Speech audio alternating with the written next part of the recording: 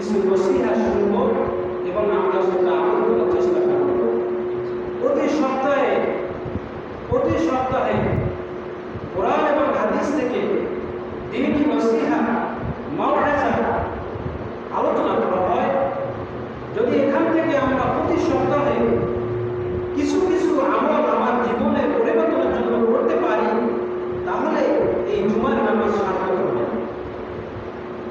আর আমি এখানে জুমার নামাজ পড়তে আসলাম প্রতি সপ্তাহে, কিন্তু আমি জীবন পরিবর্তনের জন্য, আমার নিজের ভালোর জন্য, ভাগ্যের পরিবর্তনের জন্য, জাহান্নাম থেকে বাঁচার জন্য কিছু কিছু থেকে আমল আমি যদি করতেই না পারি, এখান থেকে আমি শুনলাম কিন্তু আমল করলাম না, তাহলে এই শোনার লাভ হবে না। তাহলে আমি যেমন তেমনই হয়ে গেলাম। আমার মধ্যে পরিবর্তন আসতে হবে, আমার মধ্যে পরিবর্তন আসতে হবে।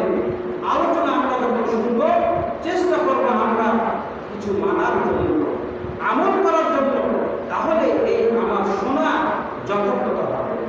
ভাইয়ের আমার, এই পৃথিবীটা সৃষ্টি করছেন কে? আল্লাহ। পৃথিবীর সৃষ্টির মালিক কে? আল্লাহ। আমি কার? আল্লাহ। আমি কার? আল্লাহ। এই পৃথিবীতে যা কিছু আছে সব কার ইচ্ছায় চলে? আল্লাহ। আমাদের কোনো কর্তৃত্ব আছে? আমাদের কোনো ক্ষমতা আছে? না। আল্লাহ রাব্বুল আলামিন বলছেন, এই জন্যই তোমরা পৃথিবীতে যখন বসবাস করবে, বিনয়ী, ভদ্র, নম্র, অনুগতশীল হয়ে পৃথিবীতে বিচরণ করবে। তোমাদের মধ্যে কোনো অহংকার থাকা যাবে না। একমাত্র খাস অহংকার একমাত্র আল্লাহর জন্য, আর কেউ অহংকার করতে পারবে না। কারণ আমার বলে আমার কিছু নেই, আমার বলে আমার কিছু নেই, সব কিছু আল্লাহ। দেখেন, এই বডিটার মধ্যে কিডনি সেট করেছেন, বাল্ব সেট করেছেন, হার্ট সেট করেছেন, কয় পয়সা আপনার কাছ থেকে নিয়েছেন? বিনা পয়সা আল্লাহ রাব্বুল আলামিন সৃষ্টি করেছেন, অথচ দিয়েছেন আপনার জীবন পরিচালনা করার জন্য। এটা যখন নষ্ট হয়ে যায়, কত টাকা আপনাকে ব্যয় করতে হয়। কিন্তু শুরুতে আল্লাহ রাব্বুল আলামিন যখন আপনাকে সৃষ্টি করেছে বিনা পয়সায়, ফ্রি, আপনাকে সুন্দরভাবে জীবন পরিচালনা করার জন্য আপনাকে পৃথিবীতে প্রেরণ করেছেন, একটা উদ্দেশ্য আছে। সেই উদ্দেশ্য কি? আল্লাহ রাব্বুল আলামিন বলেন, ওয়ামা খালাকাতুল জিন্না ওয়াল ইনসা ইল্লা লিয়াবুদুন। যে আমি মানুষকে, এই পৃথিবীর সব কিছু মানুষের জন্য এবং সব কিছু আমার কন্ট্রোলে, এবং আমি তাকে পৃথিবীতে একটা লক্ষ্য এবং উদ্দেশ্য নিয়ে পাঠিয়েছি, সেটা হচ্ছে একমাত্র, কেবলমাত্র আমার ইবাদত বন্ধু করবে, একমাত্র আমার কাছে মাথা নত করবে, একমাত্র আমাকে সিজদা করবে, আর কারো পৃথিবীর কারো কাছে মাথা নত করবে না। ভাইরা আমার, দুনিয়ার মধ্যে যা কিছু আছে সব আল্লাহ রাব্বুল আলামিন আমাদের কল্যাণের জন্য। আল্লাহ রাব্বুল আলামিন বলেন, এই পৃথিবীতে আমি যা কিছু সৃষ্টি করছি সব আমি তোমাদের কল্যাণের জন্য সৃষ্টি করছি, তোমাদের জন্য। বোঝা গেল? তাহলে এই পৃথিবীতে যা কিছু আছে, একটা ছোট কীট পতঙ্গ থেকে শুরু করে সর্বোচ্চ যা কিছু আছে, সব আল্লাহ রাব্বুল আলামিন আমাদের কল্যাণের জন্য সৃষ্টি করেছেন। সুতরাং যেহেতু সৃষ্টি করছেন যিনি, হুকুম চলবে কার? আল্লাহ। চেষ্টা করবো কার? আল্লাহ। মেনে চলবো কাকে? আল্লাহকে। আল্লাহ রাব্বুল আলামিন বলেন, লিল্লাহি মা ফিস সামাওয়াতি ওয়াল আরদ। আসমান এবং জমিনে যা কিছু তোমরা দেখতে পাও সব কিন্তু একমাত্র আমার সৃষ্টি। তোমরা তোমাদের নিজের বলে কোনো কিছু স্বীকার করার তোমাদের রাইট নাই। আল্লাহ রাব্বুল আলামিন বলেন, ওয়ালাহু মা ফিস সামাওয়াতি ওয়াল আরদ। আসমান এবং জমিনে যা কিছু আছে সব হচ্ছে আমার কন্ট্রোলে, আমার নিয়ন্ত্রণে। সুতরাং মানতে হবে কাকে? আল্লাহকে। ইবাদত করতে হবে এক প্রকার আল্লাহ, আর কারো কাছে মাথা নত স্বীকার করা যাবে না। আল্লাহ রাব্বুল আলামিন বলেছেন, যেহেতু তুমি আমি সৃষ্টি করেছি, তুমি আমার আত্মদিন, তোমার মনে কিছু নাই, সুতরাং একমাত্র আমার দিকে ফিরে আসতে হবে, আমার ইবাদত বন্দেগী করতে হবে। আমি তোমাকে যে গাইডলাইন দিয়েছি, তোমাকে জীবন নির্দেশিকা দিয়েছি, তোমাকে চলার জন্য যে একটা পাথেয় দিয়েছি, সেই পাথরটাকে তোমাকে সুন্দরভাবে, উত্তমভাবে গ্রহণ করতে হবে, এবং সেই পাথরটা তুমি সেই অনুযায়ী আমল করবে। এই জন্য আল্লাহ রাব্বুল আলামিন বলছেন যে যেহেতু সব কিছু আমার, সৃষ্টি আমার, কোন কায়নাত আমার, তোমার বলে কিছু নেই, সব কিছু আমার। সুতরাং একমাত্র মাথা নত করতে হবে আমার প্রতি, ইবাদত করতে হবে আমার, কোনো অহংকার করা চলবে না।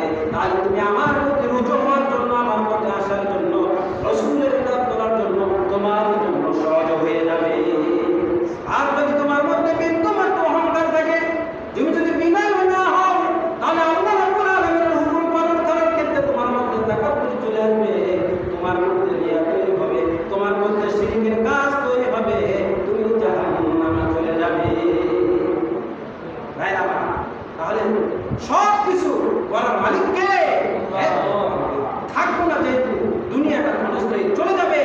ভাইরা আমার, আখিরাত হচ্ছে স্থায়ী। হাদিস শরীফে রাসূলুল্লাহ সাল্লাল্লাহু আলাইহি ওয়াসাল্লাম বলেন, এই তামাম পৃথিবীটা যদি ছোট ছোট সরষের দানা দ্বারা পরিপূর্ণ করা হয়, এই তামাম পৃথিবীটা যদি ছোট ছোট সরিষার দানা দ্বারা পরিমাণ করে ভরপুর করা হয়, এই তামাম পৃথিবীটা যদি ছোট ছোট সরষের দানা সব পরিপূর্ণ করে দেওয়া হয়, আর ওখান থেকে যদি একটা একটা সরষের দানা একটা পাখি নিয়ে আর এক জায়গায় রাখে, তাহলে এই তামাম পৃথিবীর সরষের দানা একদিন শেষ হয়ে যাবে, কিন্তু ওই আখিরাত শেষ হবে না। কি বুঝলেন? মানে এই দুনিয়াটা যদি সরষের দানা দিয়ে পরিপূর্ণ করা হয়, কোথাও ফাঁক না থাকে, পরিপূর্ণ করে দেওয়া হয়, আর একটা পাখি যদি প্রতিদিন একটা সরষের দানা মুখে করে অন্য জায়গায় নিয়ে যায়, তাহলে এই তামাম পৃথিবীর সরষের দানা একদিন শেষ হয়ে যাবে, কিন্তু ওই আখিরাত শেষ হবে না। তাহলে কি বুঝলেন? অহংকার করা যাবে না, বিনয় করতে হবে। অহংকার যদি করেন, অহংকার করার রাইট আপনার নাই। অহংকার করার রাইট আপনার আছে? কারণ আমার বলতে আমার তো কিছু নাই, সব কিছু কার? আল্লাহ। সব কিছু কার? আল্লাহ। তাহলে অহংকার করা যাবে? এই বাড়ি বলেন, গাড়ি বলেন, এই ধন দৌলত বলেন, অট্টালিকা বলেন, পৃথিবীর নাজ নেমত বলেন, সব কিছু কে সৃষ্টি করেছেন? আল্লাহ। আপনাকে বাড়ি করার ক্ষমতা দিয়েছেন কে? আল্লাহ। আপনাকে সুস্থ রাখছেন কে? আল্লাহ। আপনাকে সুন্দর আকৃতিতে তৈরি করছেন কে? আল্লাহ। আপনি কি চিন্তা করেন না, আপনার সুন্দর দুটি হাত আছে, আপনার সুন্দর দুটি চোখ আছে, আপনার সুন্দর দুটি পা আছে, কিন্তু আপনার পাশে আপনার এক প্রতিবেশী, তার একটা হাত নেই, তার একটা চোখ নেই, তার একটা পা নেই, হলে হতে পারতো আপনাকে আল্লাহ রাব্বুল আলামিন ওইভাবে সৃষ্টি করতে পারতেন, কিন্তু আপনাকে সৃষ্টি করেননি। আপনাকে সুন্দর আকৃতি তৈরি করেছেন। আল্লাহ বলেছেন, লাকাদ খালাকনাল ইনসানা ফি আহসানি তাকওয়িম, আমি মানুষকে উত্তম আকৃতিতে সৃষ্টি করেছি। সুতরাং যিনি সৃষ্টি করেছেন, হুকুম মানতে হবে কার? আল্লাহ। ইনিল হুকমু ইল্লা লিল্লাহ। সৃষ্টিকার, হুকুম কার? আল্লাহ। মানতে হবে ভাইরা। যদি মানতে পারি, তাহলে আমার মধ্যে বিনয় ভাব সৃষ্টি হবে, আমার মধ্যে অহংকার আসবে না। আল্লাহ রাব্বুল আলামিন বলেন, তোমাদের অহংকার তো করবে না। কেন তুমি অহংকার করো? পৃথিবীর মধ্যে তুমি জমিনের উপরে চলাফেরা করো, তোমাকে কিন্তু জমিন গ্রাস করতে পারত, কিন্তু জমিনকে আমি আল্লাহ রাব্বুল আলামিন তোমার জন্য অঙ্গত করে দিয়েছি, এই জন্য কিন্তু জমিন তোমাকে গ্রাস করে না। এই যে জমিনের উপরে আমরা হাঁটি, অন্যায় করে, পাপ করে, আল্লাহর বিরুদ্ধে আচরণ করে, আল্লাহর হুকুমের বাইরে আল্লাহর সাথে বিদ্রোহ করে, জমিনকে আল্লাহ রাব্বুল আলামিন যদি বিনত অনুগত আমাদের জন্য করে না দিতেন, তাহলে কিন্তু সঙ্গে সঙ্গে জমিন কি করত? গ্রাস। আল্লাহ রাব্বুল আলামিন সূরা মুলকের মধ্যে বর্ণনা বলেন, হুয়াল্লাযী জাআলা লাকুমুল আরদা যালুলান ফামশু ফি মানাকিবিহা ওয়া কুলু মিন রিজকিহি ওয়া ইলাইহি তুরজাউন। তিনি সেই সত্তা, হুয়াল্লাযী জাআলা লাকুমুল আরদা যালুলা, তিনি সেই সত্তা যিনি জমিনকে তোমাদের জন্য অনুগত করে দিয়েছেন। ফামশু ফি মানাকিবিহা, এর কারণে এর উপর দিয়ে তোমরা বিচরণ করো, চলাচল করো, এখান থেকে উৎপাদিত ফসল বানিয়ে তোমাদের জীবন নির্বাহ করো। কত সুন্দর শসা, কত সুন্দর করলা, কত সুন্দর কুমড়া, কত সুন্দর ঝিঙ্গা, কোথা থেকে আসে? মাটির থেকে উৎপাদন হয়। আমাদেরকে অনুগত করে দিয়েছে। যদি অনুগত করতে না দিতে, তাহলে মাটিকে আমরা ভোগ দিতে পারতাম না, সঙ্গে সঙ্গে মাটি আমাদেরকে গ্রাস করে। কিন্তু এই আমাদের জন্য আল্লাহ রাব্বুল আলামিন অনুগত করে দিয়েছেন। এই জন্য মাটির বুকে আমরা কোদাল কখন আমরা দেই, খুন্তা দেই, তখন সে কষ্ট পায় এবং কষ্ট পেয়ে সহ্য করে, কারণ হুকুম করেছেন কে? অনুগত করে দিয়েছেন কে? আল্লাহ। মাটি মনে মনে বলে, মাটি মানো, মানো। মাটি মনে মনে বলে, মানো। তুই অহংকার করে আমার জমির উপরে দিয়া চলো, তুই কি চিন্তা করস না এখনই তোকে দাবাই দেওয়ার ক্ষমতা আমার আছে? তুই তো পাপাচার করো, অন্যায় করো, তুই সেই জমিনের আমার উপর, বুকের উপর পাড়া দিয়ে চলো, তোর কি একটু চিন্তা হয় না এই মাটির কাছে তোকে কিন্তু আসতে হবে? আর আমি যখন তোকে পাবো, মনে রাখিস মানো, আমি তোকে এমন ভাবে চাপ দিব, তোর এক পাশে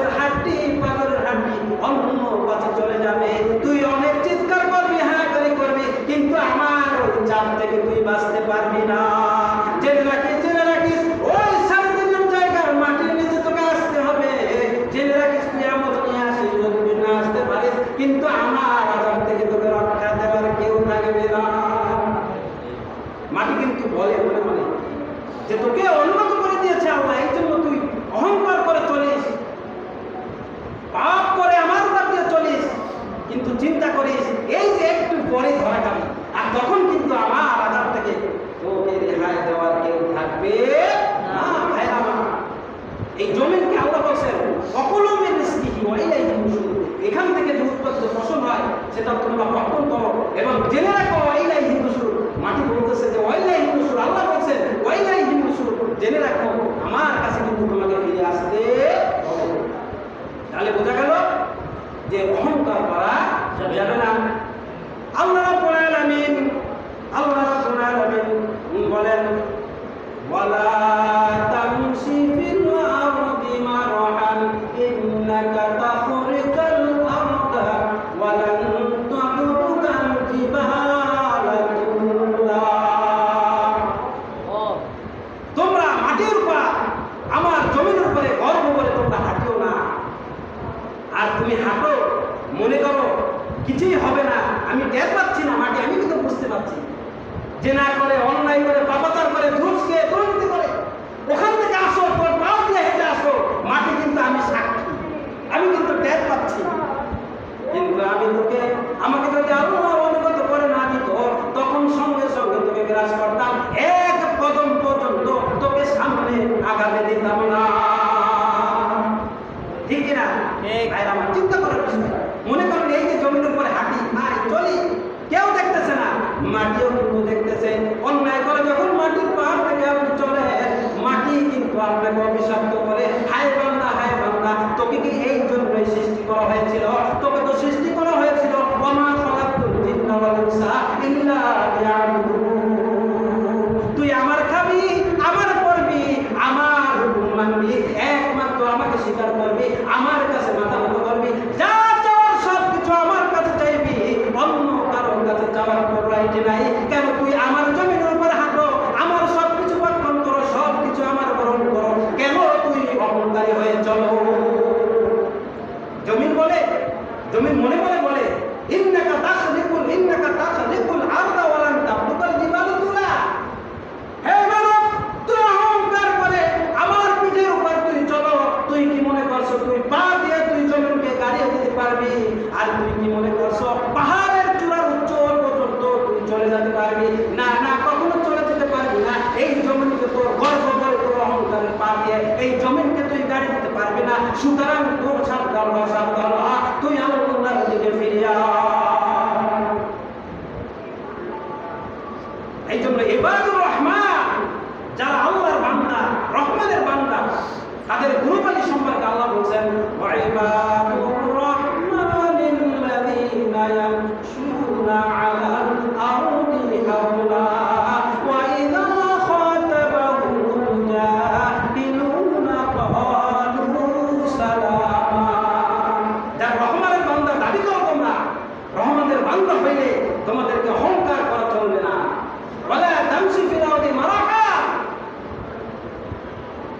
যারা ইবাদের বান্দা, রহমানের বান্দা, ওয়া ইবাদুর রহমানিল্লাযীনা ইয়ামশুনা আলাল আরদি হাওলা, যারা ইবাদের বান্দা, তারা জমিনের উপর গর্ব করে চলে না, অহংকার করে হাঁটে না, তারা বিনয় বসরে হাঁটে। আর যখন হাঁটে চিন্তা করে হায় হায় জমিন, তোর উপর হাঁটতেছি, তোর নাম মনে করতেছি, তুই আমাকে কিছু বলতেছিস বা বলতেছিস না, কিন্তু আমি যাতে ফিরে আসি অন্যায় কাজটা, তুই আমার মতো দরকার জমি ব্যবহার করে। আর আপনার মতো যদি এই ফেকার আসে হায় হায় আমি কি করলাম, হায় কি করলাম, এই জমিন তো আমাকে এখনই গ্রাস করতে ফেলতো। ওয়ালা তামশি ফিল আরদি মারহা, ইবনে কাসির মধ্যে এই আয়াতের ব্যাখ্যার মধ্যে এসেছে যে এক লোক বনি ইসরায়েল এক ব্যক্তি এইরকম পাপাচার করে, অহংকার করে, সাজসজ্জা করে, জমিনের উপরে ভঙ্গ করে, সে নাই তারেকা কে ধরে কে মারে, আমি একা, আমি 100, অহংকার করে চলে না অনেকে। কাউকে ধরাশোনা গ্রহণ করে না, আসে না, কাউকে মানে না, কাউর কথা শোনে না, মনে করে আমি ক্ষমতার মালিক, আমি রাজা। আসে না আমাদের সমাজে, বাংলাদেশে আছে। এই আয়াতের ব্যাখ্যায় ইবনে কাসিরের মধ্যে বলা হয়েছে বনি ইসরায়েলের ব্যক্তি যখন গর্ব করে নিজেকে শ্বাসসজ্জা করে হাঁটতেছে জমিনের উপরে, হাদিস শরীফে আছে সঙ্গে সঙ্গে ওই জমিনটাকে গ্রাস করে মাটির ভিতরে দাবি দিয়েছে। ওই ইবনে কাসিরের মধ্যে বলা হয়েছে কিয়ামত পর্যন্ত এইভাবে প্রতিদিন মাটির নিচে গাড়তে থাকবে, ডুবতে থাকবে। ভাইরা আমার, কিসের অহংকার? লাম ইয়াযকুর শাইআন মাযকুরা, তুমি তো উল্লেখযোগ্য কোনো বিষয় ছিল না, তুমি ছিল নাপাক পানি থেকে তোমাকে সৃষ্টি করা হয়েছে। খুলিকাল ইনসানু মিন মাইন দাফিক,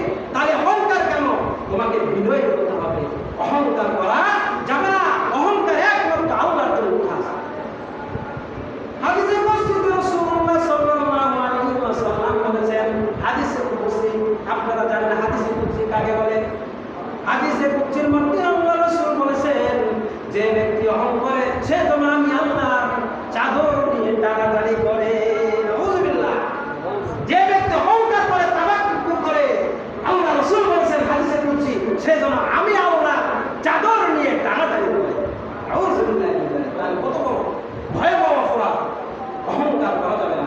আল্লাহ বলছেন সূরা ইয়াসিনের মধ্যে, তোমরা যে অহংকার করো, তোমরা যে নিজেকে ধরাছাড়া জ্ঞান মনে করো, ক্ষমতাবান মনে করো, কর্তৃত্বশীল মনে করো, আমার ছাড়া কেউ নেই, আমি যা বলবো তাই হবে, right is mine, right is mine, এইভাবে তোমরা মনে করো। তোমরা কি মনে করেছো?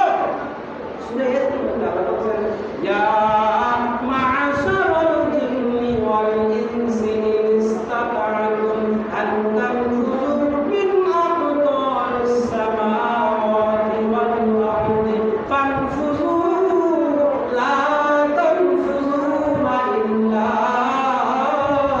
বিসুলতান। আল্লাহ বলছেন, হে মানব, হে জিন, তোমরা কি মনে করেছো আমার এই মুলুক থেকে, আমার এই অন্তর থেকে তোমরা এই জমিন ভেদ করে, আসমান ভেদ করে চলে যেতে পারবা অন্য এক গ্রহে? ফানফুযু, তোমরা কি পারবে? পারবে না।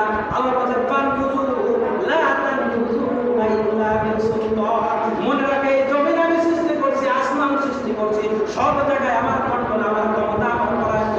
সুতরাং এই জমিন আসমান ভেদ করে যেহেতু তুমি চলে যেতে পারবে না, সুতরাং তোমার অহংকার থাকা চলবে না। তোমাকে সর্ব অবস্থায় বিনয়ী হতে হবে। বিনয়ী হইলে কি হয়? তাকওয়া বেড়ে যায়। বিনয়ী হইলে কি হয়? তাকওয়া বেড়ে যায়, আল্লাহর ভয় বেড়ে যায়, খোদাভীতি, আল্লাহভীতি বেড়ে যায়। আর যখন আপনি অহংকারী হবেন, তখন আপনার মধ্যে মুনাফিকি, ফুসুকি, ফাসিকি বাড়তে থাকে, বাড়তে থাকে। তাহলে কোনটা ভালো? আমরা বিনয়ী হব না অহংকারী হব? কোনটা হব? কোনটা হব? আমরা বিনয়ী হব না অহংকারী হব? বিনয়ী হতে হবে। আর বিনয় যদি হন, দুনিয়া আপনার সাকসেস আগে গেছে। আল্লাহ রাসূল বলেছেন, মান তাওয়াদা তারাফা, যে ব্যক্তি বিনয় হয়, নিরহংকার হয়, আল্লাহ রাব্বুল আলামিন আরশের আজিম থেকে তার মর্যাদা বৃদ্ধি করে দেবেন। সুবহানাল্লাহ। তাহলে অহংকার হওয়া যাবে? অহংকার হওয়া যাবে? অহংকার করা যাবে না। সম্মানিত উপস্থিতি, অহংকার একমাত্র আল্লাহ তাআলার জন্য খাস। যদি আমি অহংকারী হই, তাহলে কিন্তু কাল কিয়ামতের ময়দানে আল্লাহ রাসূল বলেছেন, যার অন্তরে বিন্দু পরিমাণ অহংকার থাকবে, কিবর থাকবে, সে জান্নাতে প্রবেশ করবে না। ভাইয়েরা আমার, সুতরাং এই যে সিচুয়েশন, এই যে প্রাকৃতিক বিপর্যয়, বালা মুসিবত আমাদের উপরে আসতেছে, চিন্তা করতে হবে এটা কেন আসতেছে, কেন দিচ্ছে? একটা কারণ আছে কিনা? কেন দিচ্ছে? গজব, বালা, মুসিবত, মা আসাবিল মুসিবতে, মা আসাবিল মুসিবতে ইল্লা বিইজনিল্লাহ। জেনে রাখো, এই জলে স্থলে যে বিপদ, আপদ, মুসিবত পতিত হয়, সেটা কিন্তু আল্লাহর নখদর্পণে আসে। আল্লাহ জানেন কেন আসতেছে, সেটাও তোমরা জানো। কেন? আল্লাহ বলছেন, আল্লাহ রাব্বুল আলামিন বলেন, যুহারাল ফাসাদু ফিল বাররি ওয়াল বাহর, যুহারাল ফাসাদু ফিল বাররি ওয়াল বাহর বিমা কাসাবাত আইদিন নাস। এই জলে এবং স্থলে যে অন্যায়, এক পর্যায়ে জলে এবং স্থলে যে বালা মুসিবত পতিত হচ্ছে, ঝড় আসছে, বৃষ্টি আসছে, ভূমিকম্প হচ্ছে, কেন আসতেছে? কেন আসতেছে? এর একমাত্র কারণ হচ্ছে, তোমাকে যে উদ্দেশ্য সৃষ্টি করেছিলাম, তোমরা সেই উদ্দেশ্য সৃষ্টি, তোমাদের উদ্দেশ্য থেকে তোমরা অন্য উদ্দেশ্যে চলে গেছো। তোমরা আমার ইবাদত করার দরকার, আমাকে আনুগত্য করা, আমাকে মানা করা, আমাকে মেনে চলার দরকার, কিন্তু তোমরা এখন অবাধ্য হয়ে গিয়েছো। অবাধ্য যদি না হয়, তাহলে কিন্তু আল্লাহ শান্তি নাজিল হবে, বরকত নাজিল হবে। মান্নাওয়া সাল্লাহ আসছিল না, বনি ইসরায়েলের জাতির মান্না সাল্লাহ কে ছিল না? আল্লাহর পক্ষ থেকে তার অনুমতি ছিল, বিনয় ছিল, অহংকারী ছিল না। যখনই তারা অহংকারী হয়ে গেছে, তখন আল্লাহ তাদের এই নিয়ামত ছিনাই করেছে। ভাইরা আমার, যখনই পাপাচার, অন্যায়, অপকর্ম, দুর্নীতি, জেনা, ব্যভিচার বেড়ে যায় সমাজে, তখনই আল্লাহর পক্ষ থেকে এই গায়েবী মুসিবত নাজিল হয়। এই জন্য আল্লাহ বলছেন, এটা হচ্ছে তোমার হাতের কামা। তাহলে বোঝা গেল এটা আমার কারণে আসতেছে, আমার পাপাচারের কারণে, আপনার আমার পাপাচারের কারণে, সমাজের পাপাচারের কারণে, রাষ্ট্রের পাপাচারের কারণে কিন্তু আল্লাহ রাব্বুল আলামিন গজব দিতে বাধ্য হয়। নূহ আলাইহিস সালামের কাহিনী আমরা শুনেন নাই? নূহ আলাইহিস সালামের সময় যে প্লাবন হয়েছিল, আপনার জানেন অনেক ঘটনা। তাদেরকে যখন ইয়া কওমি ইবুদুল্লাহ মা লাকুম মিন ইলাহিন গায়রু আল্লাহর পথে ডাকছিলেন, তারা তো আল্লাহ নূহ আলাইহিস সালামের ডাকে সাড়া তো দেননি, তাকে বিভিন্নভাবে অকথ্য ভাষায় গালিগালাজ করত, তাকে নির্যাতন করত। এক পর্যায়ে নূহ আলাইহিস সালাম বিরক্ত হইয়া যে আল্লাহ, এই জাতিকে আমি আর হেদায়েত দিতে পারলাম না, তোমার উপরে ছেড়ে দিলাম। আল্লাহ রাব্বুল আলামিন সূরা নূহ নামে একটা সূরা নাযিল করেছেন। সূরাতুন নূহ, নূহ নবী আলাইহিস সালামের নাম, তাই না?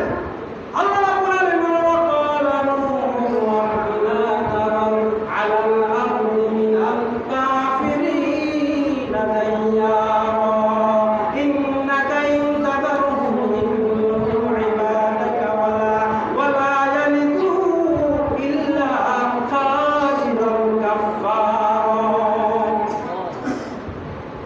আল্লাহর কাছে নূহ আলাইহিস সালাম আরজি করেন, আল্লাহ আমি আর পারছি না, এদেরকে দাওয়াত দিচ্ছি শুনছে না, পাপাচারে লিপ্ত, অপকর্মে লিপ্ত, জেনায় লিপ্ত, ব্যভিচারে লিপ্ত, আল্লাহ আমি আর পারছি না, তুমি এদেরকে ধ্বংস করে দাও।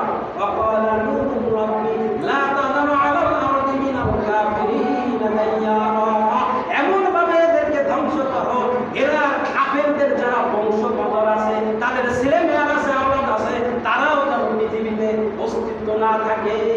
প্লাবন দিয়ে আল্লাহ ধ্বংস করে দিয়েছিলেন না? তাহলে বোঝা গেল কেন ধ্বংস করেছিলেন আল্লাহ, কেন প্লাবন দিয়েছিলেন, বন্যা দিয়েছিলেন।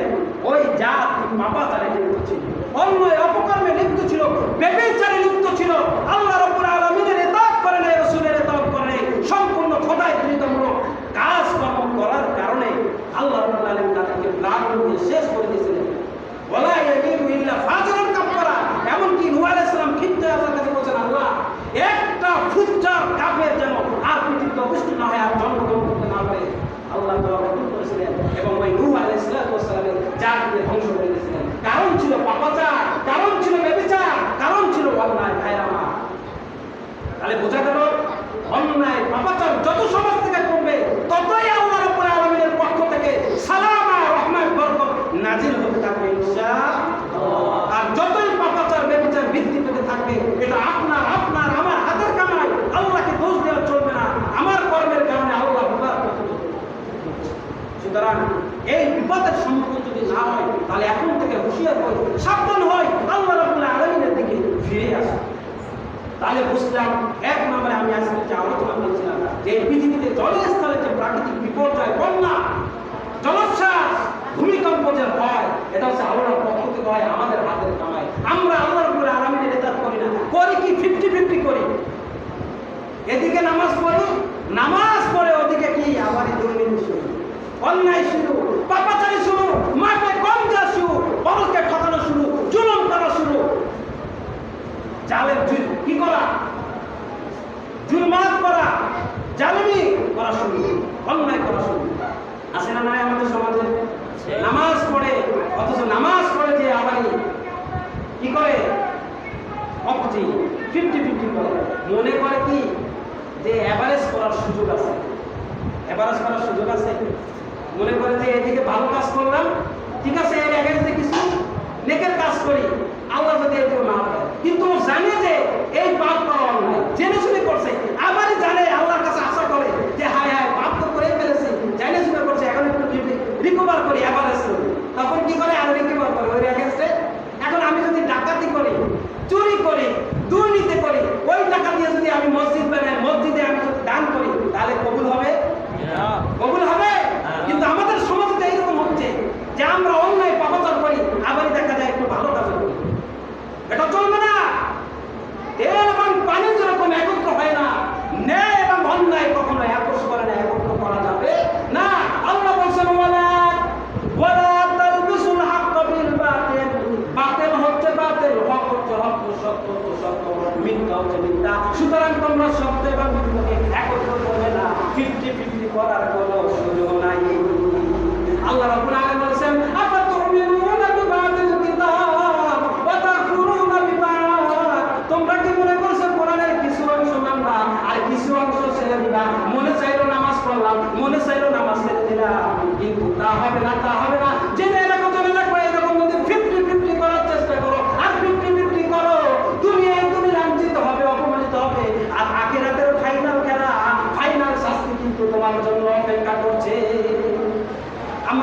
এইরকম যে 50-50 not allowed, there is no value. 50-50 কোনো ভ্যালু নেই। একমাত্র 100% যদি অনুগত্য করতে চান, করতে পারেন সব সময় আল্লাহ রাব্বুল আলামিনকে হাজির নাজির জেনে, তাহলে সামান্য ইবাদত আপনার নিয়াত প্রচেষ্টা এটা আল্লাহর জন্য, জান্নাতের জন্য যথেষ্ট হয়ে যাবে। এই জন্য আল্লাহ রাসূল সাল্লাল্লাহু আলাইহি ওয়াসাল্লাম বলেছেন, আখলিস দীনাকা ইয়াফিকাল আমালুল কলিল, তোমার ঈমানকে খাঁটি করো, অল্প ঈমানি নাজাতের জন্য যথেষ্ট হইবে। তোমার ঈমানের মধ্যে ভেজাল, তোমার ফাউন্ডেশনের মধ্যে ভেজাল, তুমি 50-50 করো, নামাজ থেকে বের হয়ে তুমি দুর্নীতি করো, অন্যায় করো, ভেজাল করো, তুমি মাফে কোন দাও, পার্কে টাকাও চুরি করো, আর এদিকে মসজিদে এসে নামাজ পড়ো, মনে করছো তুমি জান্নাতি না, দুনিয়ায় তুমি লাঞ্ছিত হবে, আখিরাতে ফাইনালে তুমি জাহান্নামের শাস্তি দ্বারা তুমি অপমানিত হবে। আছে নাকি আমাদের সমাজে এরকম? ভাই আমার যে কথা বলছিলাম, বিনয় হতে হবে। আর যখন যত বেশি আপনি বিনয় হবেন, ততই আপনার আল্লাহ ভীরুতা, খোদা ভীরুতা, তাকওয়া ততই বৃদ্ধি পাবে। আর যদি আপনার মধ্যে বিনয় না হয়, তাহলে কিন্তু আল্লাহর গজব এবং শাস্তি বৃদ্ধি পাবে। এই যে প্রাকৃতিক বিপর্যয়, এটা কিসের কারণ?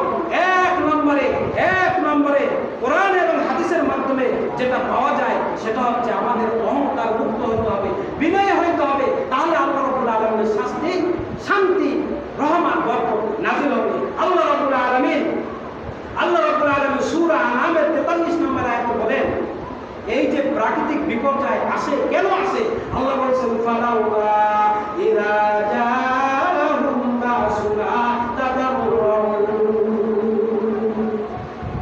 এই যখন এই বালা মুসিবত, বিপদ আপদ, প্রাকৃতিক বিপর্যয় আসে, এটা যখন আসে, এটা হচ্ছে তোমাদের হাতের কামাই, তোমাদের পাপাচের কারণে। আর যখন এইটা দেখা দেবে, তোমাদের করণীয় হচ্ছে তোমরা বেশি বেশি বিনয়ী হবে। আল্লাহ বলছেন কি?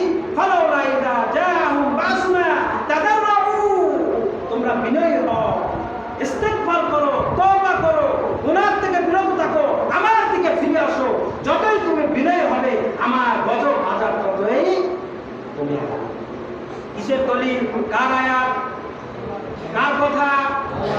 সূরা আনামের 43 নম্বর আয়াত বলছে, ফালাউলা ইযা জাআহুম বাসুনা তাদাররাউ, যখন এই প্রাকৃতিক বিপর্যয় আসবে, তখন তোমরা বেশি বেশি ইস্তিগফার, ক্ষমা প্রার্থনা করবে, তওবা করবে, আল্লাহকে ভয় করবে এবং বিনয় হবে। বিনয় হয়ে আল্লাহর কাছে গায়ে মনোবক্ষে প্রার্থনা করবে, আল্লাহ আমাদের অপরাধ, আমরা ভুল করছি, তুমি আর শাস্তি দিও না, তুমি বিপদ আপদ তুমি কি করে দাও, দূর করে দাও। তাদের রব আল্লাহ বলছে, তোমরা বিনয় হও। কি হও? বিনয় হও। তাহলে আল্লাহ রাব্বুল আলামিন সূরা মুমিনের 76 নম্বর আয়াতে বলেন, ওয়ালা ফাদাকানাহুম বিল আযাবি ফামাস্তাকানু লিরাব্বিহিম ওয়া মা ইয়াতাদাররুন। সূরা মুমিনের 76 নম্বর আয়াতে আল্লাহ বলেন, আমরা তো কোরআন পড়ি না, কোরআনের কাছে আসতে চেষ্টা করি না, কোরআন বোঝার চেষ্টা করি না, খালি আলহামদুলিল্লাহ মুখস্থ করছি, ইখলাস মুখস্থ করছি, সূরা ফাতিহা মুখস্থ করছি, কিন্তু আমার জীবন পরিচালনা করার জন্য প্রতিটি সূরায়, প্রতিটি আয়াতে আল্লাহ বলেন, অসংখ্য সূরায় বিভিন্নভাবে আমাকে জান্নাত কামাই করার জন্য, জান্নাতে যাওয়ার জন্য কি করণীয়, জাহান্নাম থেকে বাঁচার জন্য কি করণীয়, বালা বিপদ আপদ মুসিবত থেকে মুক্ত হওয়ার জন্য কি করণীয়, আল্লাহ কিন্তু সব কিছু এই পবিত্র কোরআনের মধ্যে দিয়ে দিয়েছে।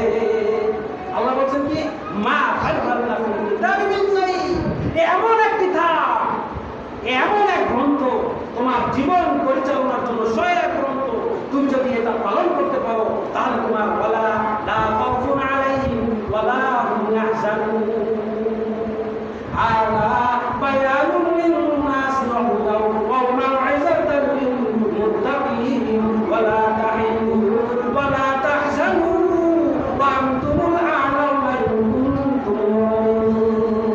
চিন্তা নেই, হতাশা নেই, ভয় না। তোমরা যদি মুমিন হও, বিনয়ী হও, একমাত্র আল্লাহকে বিশ্বাস করো, ভয় করো, তাহলে প্রতিটি কাজে হাজির নাজির জেনে আল্লাহকে সব কাজ করতে হবে।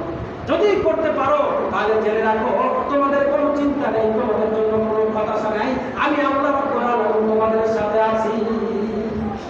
বদরে ছিলাম, হেরা গুরায় ছিলাম, এরকম প্রতিটি মুসা আলাইহিস সালামের সাথে ছিলাম, নূহ আলাইহিস সালামের সাথে ছিলাম, প্রতিটি নবী রাসূল আল্লাহ ওয়ালিওয়ালা বান্দাদের সাথে আমি আছি। যদি তারা প্রকৃতপক্ষে আমাকে ভয় করে, আমি তার কাদের সাথে আছি। আলা আলা ইন্না আউলিয়া আল্লাহি লা খাউফুন আলাইহিম ওয়া লা হুম ইয়াহজানুন। তুমি যদি আল্লাহর ওলি হতে পারো, আল্লাহকে ভয় করতে পারো, ভয় করার মতোই করতে পারো, 50-50 করার সুযোগ নাই। এখান থেকে নামাজ পড়া পরে যাই আবার গুনাহ কাজ শুরু, তাহলে কিন্তু কাজ হবে না, কাজ হবে না, বরবাদ হয়ে যায়, বরবাদ ওকেই। নামাজ পড়ছো, নামাজের যে দাবি সেটা তোমাকে মসজিদের মধ্যে পূরণ করতে হবে, মসজিদ থেকে বাইরে হইয়া তোমাকে সেই নামাজের দাবি পূরণ করতে হবে।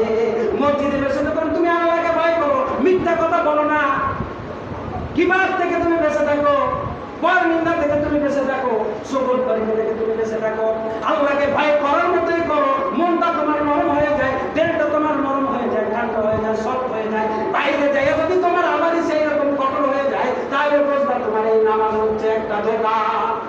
নামাজ হচ্ছে কি? ধোঁকা। এই নামাজ তুমি পড়ার মতো করো নাই, ভয় করার মতো করো নাই, আল্লাহকে যেভাবে হাজির নাজির জেনে আমি এখানে আমি বলছি আলহামদুলিল্লাহ রাব্বিল আলামিন। সমস্ত বিশ্বের প্রতিপালক আল্লাহ, খাওয়ার মালিক, রিজিকের মালিক, দেওয়ার মালিক, নিরাপত্তার মালিক, হুকুমদাতা, রিজিক দাতা, ও আলাল নিতিন সবকিছু আল্লাহ। তুমি মসজিদে আল্লাহকে মানলা, আর মসজিদে যাইয়া তুমি তোমার শয়তানের অনুকরণ করলা। জেনে রাখো, জেনে রাখো, এই যে তুমি 50-50 করলা, ইন্না শাইতানা লাকুম আদুউম মুবিন। শয়তানের তুমি সাথী হয়ে গেল, শয়তানের তুমি সাথী হয়ে গেলা। ومن يعش عن ذكر الرحمن نقيض له شيطانا فهو له قرين। যে 50-50 মানলো, মসজিদে আল্লাহকে ভয় করলো, মসজিদ থেকে বাইরে হইয়া আবার শয়তানের অনুসরণ করলো। আল্লাহ স্পষ্ট বলছেন, জেনে রাখো, জেনে রাখো, দুনিয়ায় যেরকম তুমি শয়তানের অনুকরণ, শয়তান তোমার সাথী হয়েছে, সহচর হয়েছে, এই শয়তানও কালকে আমাদের ময়দানে তোমার সহচর সঙ্গী হয়ে যাবে। শয়তান ফি নারি জাহান্নাম খালিদিনা, শয়তান জাহান্নামে যাবে, তুমি কিন্তু শয়তানের সাথী হইয়া জাহান্নামী হয়ে যাবে। ভাইরা আমার, তাহলে বললাম কি যে অনুগত হইতে হবে। এই আয়াতে আল্লাহ বলেন সূরা মুমিনের 7 নম্বর আয়াতে, ওয়ালাকাদ আখাযনাহুম বিল আযাবি বিমাসতাকানু লিরাব্বিহিম ওয়া মা ইয়াতাদাররুন। আল্লাহ বলেন আমি ওই সমস্ত জাতিদেরকে আযাব দ্বারা দীর্ঘ করেছিলাম, আযাব দ্বারা পাকড়াও করেছিলাম। কেন? কেন? তারা অহংকারী ছিল, ওয়া মা ইয়াতাদাররুন, এবং তারা বিনয়ী ছিল না। তাহলে প্রাকৃতিক বিপর্যয় যখন দেখা দেবে, সর্বপ্রথম একমত কি করতে হবে? বেশি বেশি ইস্তেগফার করতে হবে, বিনয় হইতে হবে, কার বাক্যে আল্লাহর কাছে প্রার্থনা করতে হবে এই বালা এবং বিপদ থেকে হেফাজত করার জন্য। তাহলে কি হলো? বিনয় হতে হবে। কি করতে হবে? বিনয় করতে হবে। আর যদি প্রাকৃতিক বিপর্যয়ে রক্ষা চাইতে হবে, ইস্তেগফার করতে হবে। আর বলতে হবে, আল্লাহ রাসূল সাল্লাল্লাহু আলাইহি ওয়াসাল্লাম একটি খুতবা দিচ্ছেন, এক সাহাবী এসে বলছেন, আল্লাহ রাসূল আমাদের জন্য দোয়া করেন, আমাদের এক সপ্তাহ যাবত কোনো বৃষ্টি হচ্ছে না, এক সপ্তাহ যাবত কোনো বৃষ্টি হচ্ছে না। আল্লাহ রাব্বুল আলামিন, আল্লাহ রাসূল সাল্লাল্লাহু আলাইহি ওয়াসাল্লাম সাহাবীর কথা মনোযোগ দিয়ে শুনেন। নামাজ শেষে আল্লাহ রাব্বুল আলামিনের কাছে কায়মুল দোয়া করলেন, দোয়া করলেন, সঙ্গে সঙ্গে দোয়া করতে দেরি আছে, বৃষ্টি করতে না দেরি নাই, সঙ্গে সঙ্গে বৃষ্টি নাজিল হয়ে গিয়েছে। দেখেন এমনকি তারা ছিল মুমিনের মতো মুমিন, মুত্তাকির মতো মুত্তাকি, 420-50 মুমিন তারা ছিল না, 100% মুত্তাকি তারা ছিল।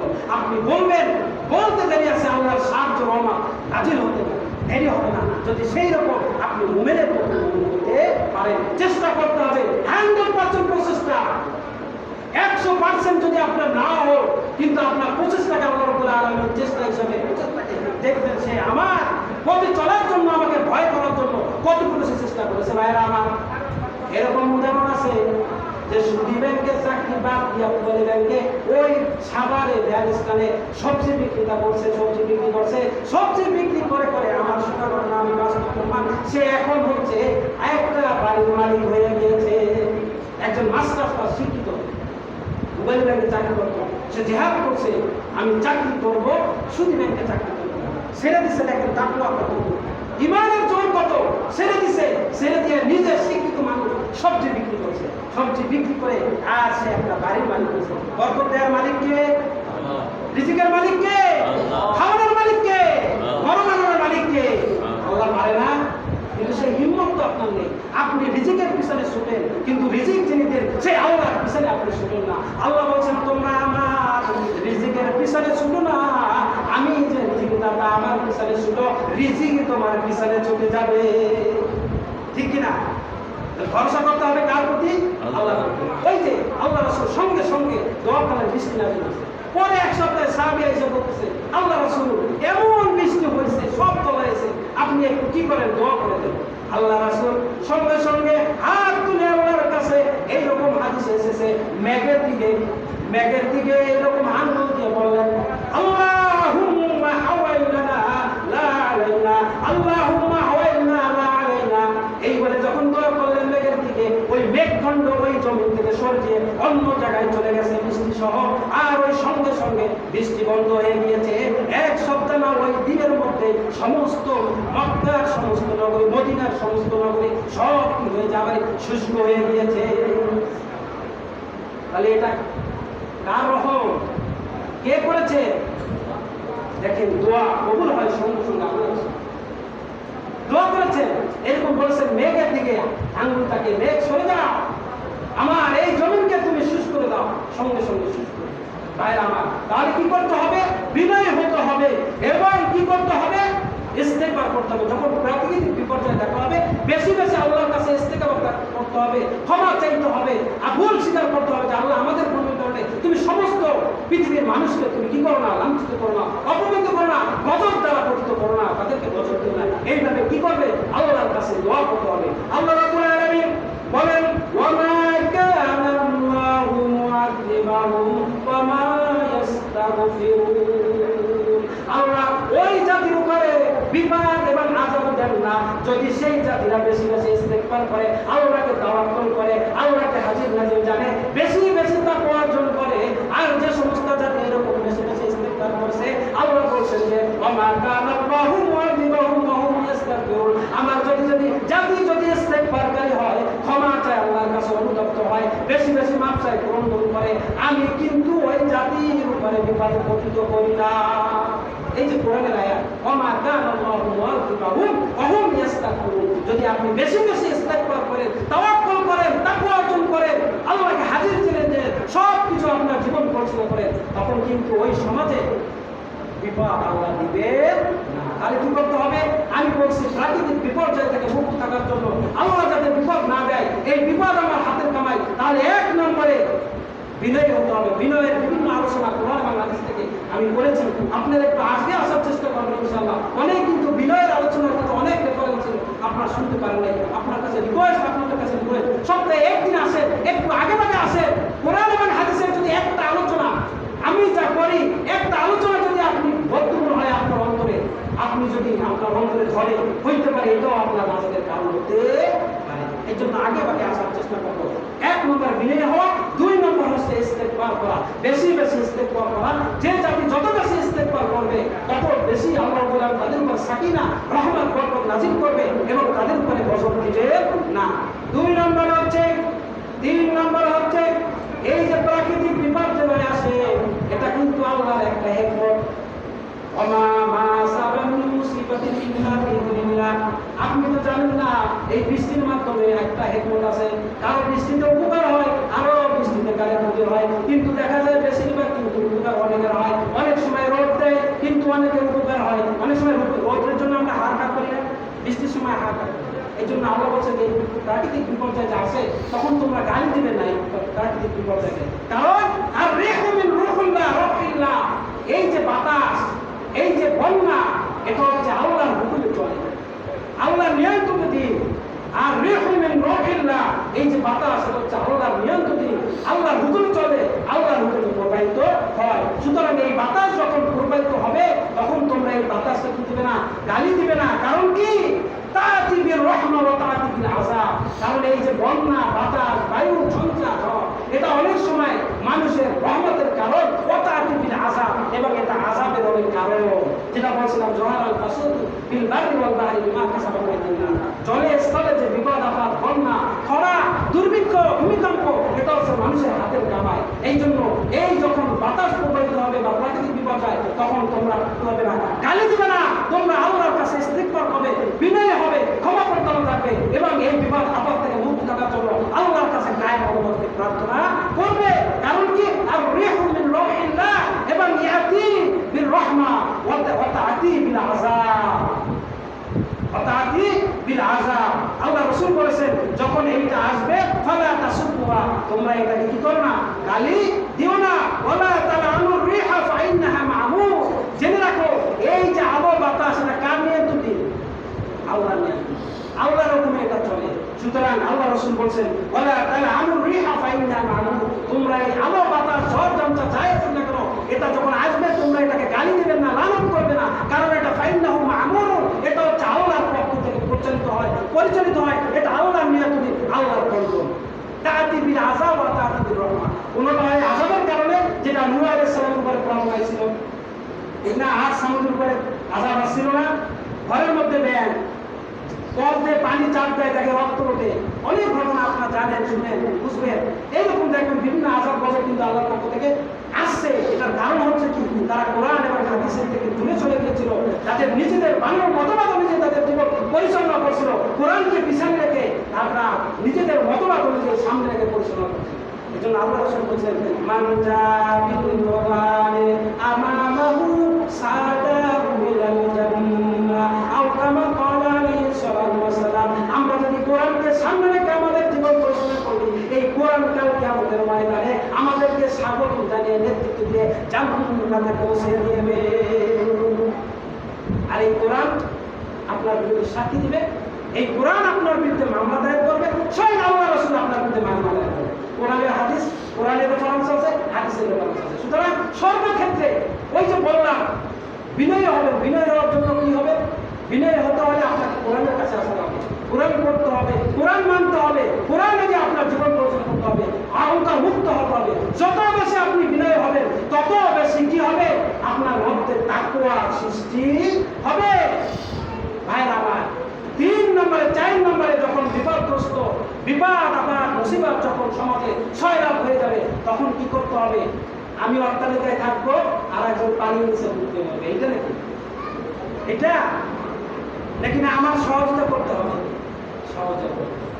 এই যে বর্তমান সিচুয়েশনে আমাদের জানেন আপনারা, নোয়াখালী, কুমিল্লা, ফেনী কি অবস্থা, দুর্বিষহ অবস্থা, সাপে বিশ্বকে ছয়লাভ হয়ে গেছে, শোয়ার জায়গা নেই, ঘুমানোর জায়গা নেই, খাদ্য নেই, পানি নেই, বস্ত্র নেই, কি মুসিবত! তারা আমাদের ভাই। আল মুসলিমুনা মিল্লাতুন ওয়াহিদা, আল্লাহ রাসূল বলেছেন মুসলমান হচ্ছে এক জাতি। তোমার আঙ্গুল যদি একটু কাদা পড়ে, রক্ত পড়ে, ব্যথা লাগে, বুঝবে যে আমার ভাইয়ের যেরকম ব্যথা হয়, কষ্ট পায়, আমি যেরকম কষ্ট পাই সেও কষ্ট পায়। সুতরাং আমার ভাইরা ভালোবাসি যখন পড়ে, তখন কি করতে হবে? আমাদের সাহায্য সহযোগিতা করতে হবে। আল্লাহ রাসূল বলেছেন লা ইয়ারহামুল্লাহু মান লা ইয়ারহামুল্লাহ, যে ব্যক্তি মানুষদের উপরে রহম করে না, সাহায্য সহযোগিতা করে না, বিপদের সময় এগিয়ে আসে না, জেনে রাখো কাল কিয়ামতের ময়দানে তুমি যখন বিপদগ্রস্ত হয়ে যাবে, একটা নেকির জন্য হাহাকার করবে, দৌড়াদৌড়ি শুরু করবে, তখন কিন্তু একমাত্র পাওয়া মাফ করলেও আল্লাহ মাফ করবে, একটা নেকির জন্য আবার জাহান্নাম থেকে কিন্তু আল্লাহ দেবে।